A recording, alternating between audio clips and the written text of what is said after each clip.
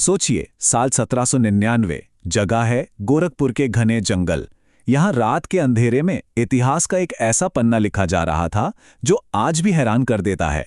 तो आज हम बात करेंगे हबीब तनवीर के मशहूर नाटक कारतूस की और उसमें छुपी एक जांबाज सिपाही की कहानी की।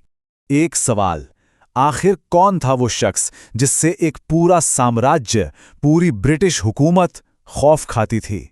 एक अकेला आदमी जिसके पीछे अंग्रेजों की पूरी फौज पड़ी हुई थी। जरा उस माहौल को महसूस करने की कोशिश कीजिए। घने जंगल के बीचों बीच एक ब्रिटिश कर्नल का कैंप लगा है। चांदनी रात है, लेकिन हवा में एक अजीब सा तनाव है, एक डर फैला हुआ है। हफ्तों गुजर चुके हैं और सारे सिपाही बस एक ही चीज कर रहे हैं, इंतजार। और इसी तनाव के बीच हम कर्नल की आवाज सुनते हैं, जंगल की जिंदगी बड़ी खतरनाक होती है। इन शब्दों में ना सिर्फ खतरा नहीं, बल्कि हफ्तों की थकान और एक अनजाना डर भी साफ महसूस होता है। हफ्तों का लंबा इंतजार, और वो भी क्यों? सिर्फ एक आदमी को पकड़ने के लिए। सोच सकते हैं, ब्रिटिश सिपाही पूरी तरह से तंग आ चुके थे। उनकी रातों की नींद उड़ चुकी थी, एक ऐसे दुश्मन की तलाश में जो पकड़ में ही नहीं आ रहा था। तो ये आदमी था कौन? उसका नाम था वजीर अली। एक ऐसा नाम जो उस ब्रिटिश कैंप में किसी कहानी, किसी किस्से की तरह गूंज रहा था। कुछ लोग तो ये भी सोचने लगे थे कि वो सच में कोई आदमी है या फिर कोई भूत। और ये बात मैं नहीं, बल्कि कर्नल का लेफ्टिनेंट खुद कहता है। इससे अंदाजा लगता है कि वजीर अली ने अपने दुश्मनों के जहन में कैसी दहशत पैदा कर दी थी। वो कभी पकड़ में ही नहीं आता था, बिल्कुल किसी साये की तरह।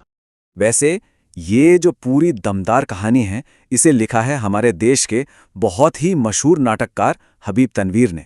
खैर, चलिए कहानी में वापस चलते हैं। और सबसे कमाल की बात जानते हैं क्या है? ये तारीफ कोई और नहीं बल्कि कर्नल खुद कर रहा है।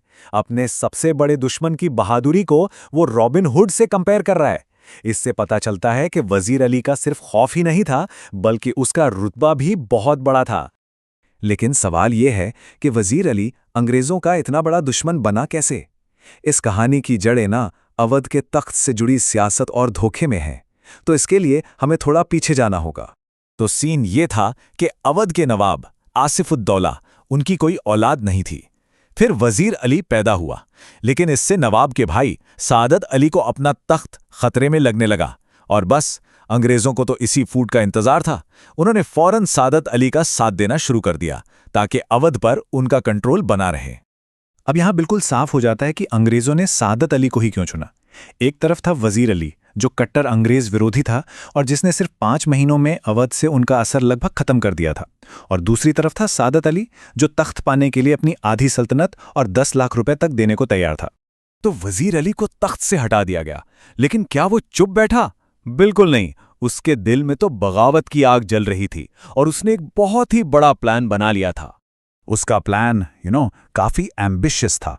पहला कदम किसी भी तरह नेपाल पहुंचना, फिर अफगानिस्तान के हमले का इंतजार करना, अपनी ताकत बढ़ाना, सादत अली को तख्त से हटाना और आखिर में अंग्रेजों को हिंदुस्तान से बाहर निकाल फेंकना।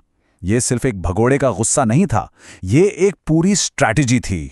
और फिर बनारस में वो हुआ जिसने सब कुछ बदल दिया।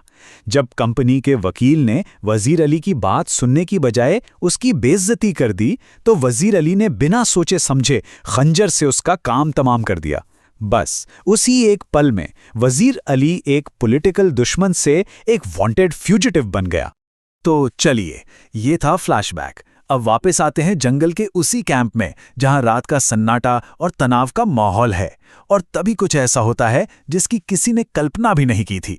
दूर धूल का एक गुबार उठता दिखाई देता है और उसमें से निकलता है एक अकेला घुड़सवार जो अपना घोड़ा सर पर दौड़ाए सीधा सीधा ब्रिटिश कैंप की तरफ आ रहा है। सन्नाटा टूट चुका था। वो घुड़सवार कैंप के बाहर आके रुकता है और बिना किसी डर के उसकी आवाज गूंजती है। उसकी मांग सीधी थी, उसे कर्नल से मिलना था। जरा सोचिए, हिम्मत तो देखिए, दुश्मन के घर में आकर सीधा उनके लीडर से मिलने की मांग। कर्नल के सामने बैठकर वो घुड़सवार बड़ी ही बेबाकी से वजीर अली की बातें कर रहा है। वो कह रहा है कि उसे पकड़ना नामुमकिन है क्योंकि वो एक जांबाज सिपाही है। बेचारे कर्नल को क्या पता था कि वो असल में किसकी तारीफ सुन रहा था। और फिर फिर वो जो मांगता है ना, उसे सुनकर किसी के भी होश उड़ जाएं। वो कहता है कि उसे वजीर अली को गिरफ्तार करने के लिए कुछ कारतूस चाहिए। कमाल है, दुश्मन के खिलाफ हथियार दुश्मन से ही मांग रहा था।